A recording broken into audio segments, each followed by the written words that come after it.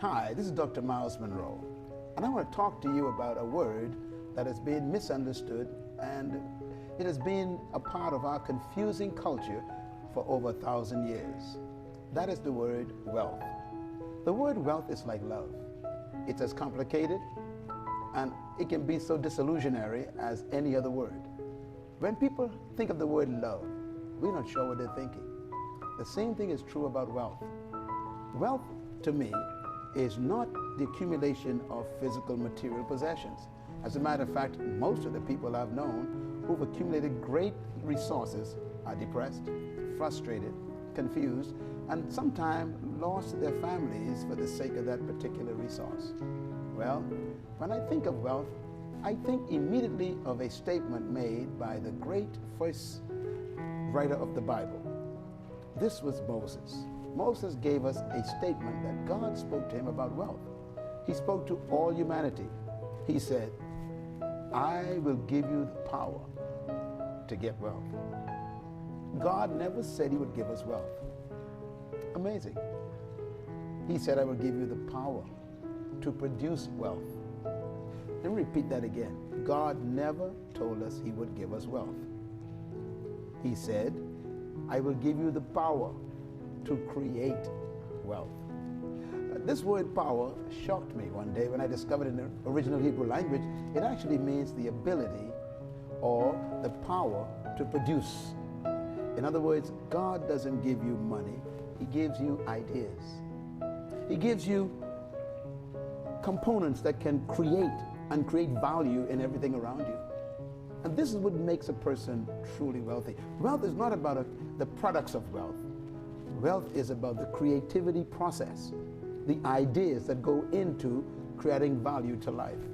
For example, the founder of Starbucks used something that we all use all the time, just coffee beans.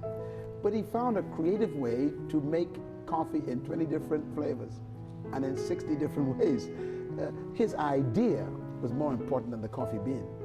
You see, if you want to be wealthy, don't ask God for wealth. Pray for ideas. Pray for the ability to see and perceive things that be not as though they really are.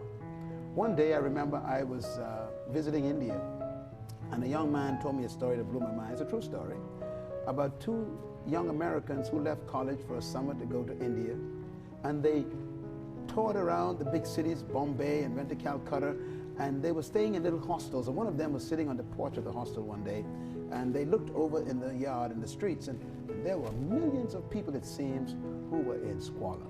They were in poverty. Some had no clothes. They were barefooted. Some of them were full of sores, and everyone was in the mud. And the young man said to his friend, wow, look at the poor people, and look at the people up there with no shoes on. Millions of people walking around bare feet. And his friend simply said, yes, what a shoe business. You know, they both saw the same thing, or did they? Well, they came back to the United States, went back to college. One of them dropped out.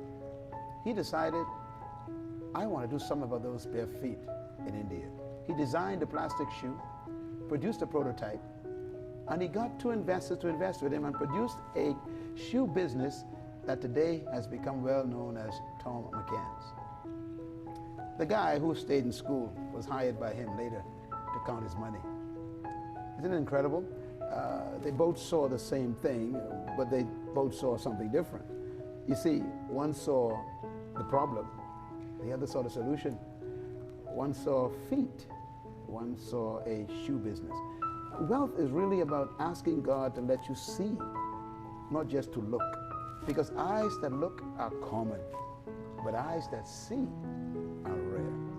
The key to wealth then is having divine perception to see things and to see the possibility in everything. And that's why God says, if you want greatness, don't pray for wealth, pray for ideas. Let me give you one final example. Solomon was known as the richest man that ever lived, King Solomon. And when God asked Solomon, what would you ask for if you could desire anything in your life? Solomon could have asked for silver and gold and wood and mortal, copper, metals. He could have asked for all kinds of, substances that we run after. But Solomon did something that we missed. He simply asked for knowledge so that he can have understanding, so he can have wisdom. Knowledge is information. Wisdom is understanding, application of that knowledge. And what Solomon asked God for made him rich. So if you want to be successful in life, don't pursue things. Pursue God's divine ideas. And wealth is a byproduct of pursuing divine ideas. When you do that, you don't need to worry about riches and wealth. The Bible says, with wisdom, wealth and riches comes to your house. This is Dr. Miles Monroe reminding you, if you want to be wealthy, remember, pursue ideas. It's God's divine key for success.